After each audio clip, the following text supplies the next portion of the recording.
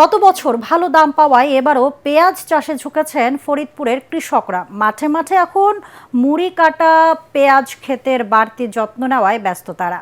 তবে মৌসুমের শুরুতে সার সংকটে ফলন বিপর্যয়ের আশঙ্কা অনেক কৃষকের।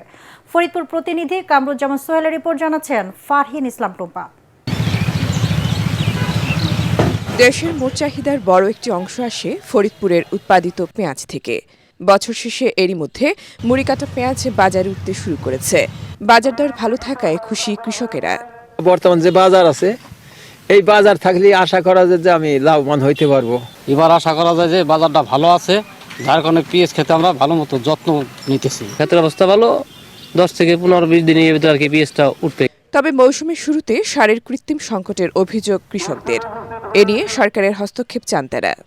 গত বছর কিনছি 800, 900, 1000, এবার হলো 1500-1600 টাকা বস্তা, 1700 এরকম। যদি সার ওষুধের দামটা একটু কমতো তাইলে আমরা পেঁয়াজ বেশি করে লাগাতে পারতাম।